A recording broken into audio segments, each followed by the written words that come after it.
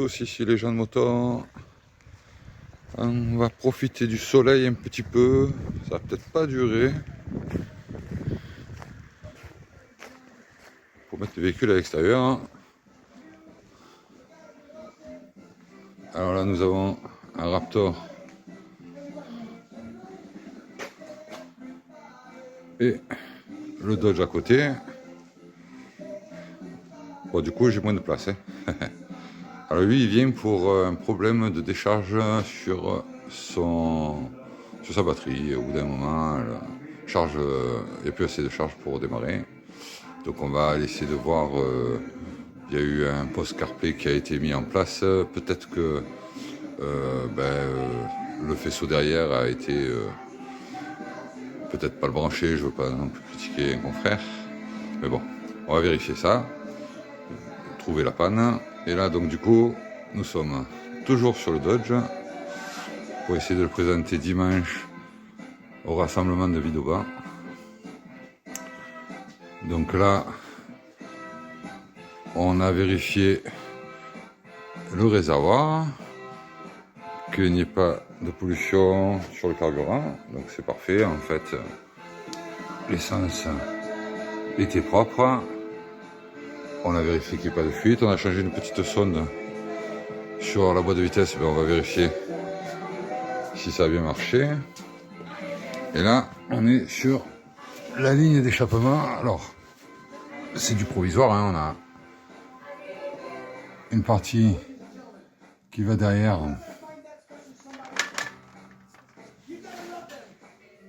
Donc, un de chaque côté. Là, cette partie-là, il nous manque en fait un tube. Donc, j'avais mis un coup dans provisoire, mais en fait, on va mettre une ligne droite pour arriver au manchon ici. C'est un système de clapet. Donc, on aura les valves qui vont arriver ici, comme on peut le voir. Donc, oui, on passe juste. Voilà, donc du coup, on n'est pas dans la vérité.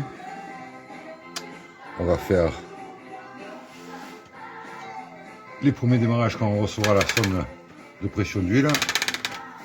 Normalement, il y en a, puisque j'ai vu que l'essence, l'huile, elle était un peu sortie du guide de pression d'huile.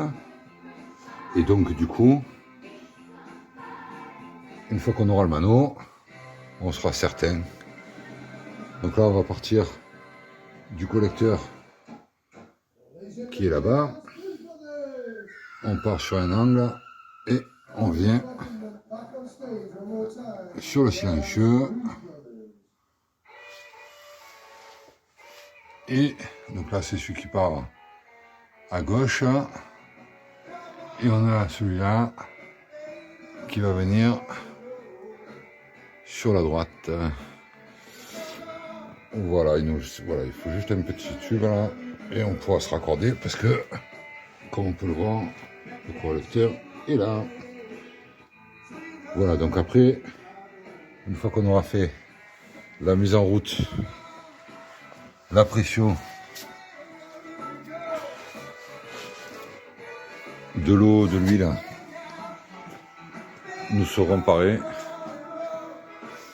pour faire les ajustements, voir si tout va bien.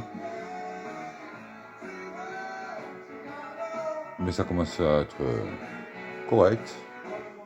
Donc aujourd'hui, on va s'occuper donc du Ritavia sur la partie carburant, remettre le carburant, fixer la ligne d'échappement sur cylindre bloc, parce que bon, les vibrations du moteur, si on va sur une partie rigide à l'arrière, on va se retrouver en fait avec des vibrations tellement fortes que ça peut casser un collecteur. Voilà, par exemple, il y a la petite pompe de DA, là, on va contrôler si elle s'est mise en pression et si le niveau est bon. Et voilà, donc du coup, petite présentation. Et ça va être chouette, hein. Vite d'entendre le son. On va aussi passer le petit vase d'expansion Donc on va le mettre sûrement avec un support ici, avec son petit klaxon rétro. Là on va mettre le support pour le boîtier électronique. Si on a assez de tablier, je vais faire passer les fils dedans. Comme ça fera très propre. Là c'était du provisoire pour faire tourner déjà, voir si on était bien calé. Et il restera le réglage culbuteur par sécurité. Comme ça c'est mis en place. Et voilà. La jolie petite durite toute rouge qu'on a changé hier. Et donc du coup on va aussi amener notre Mustang 66.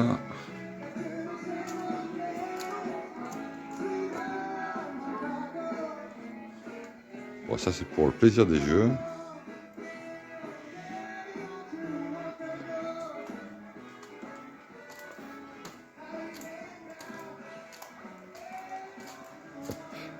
On va essayer d'ouvrir le capot. Hop là. La bête, la bête.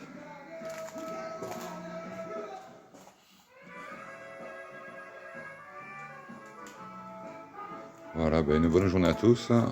Et puis j'essaierai de faire une vidéo avec les nouvelles dirites Avia pour le carburant et puis pour le faisceau d'allumage. Un peu comme celle-ci, où en fait je vais passer une partie du faisceau. Ça le protège et en même temps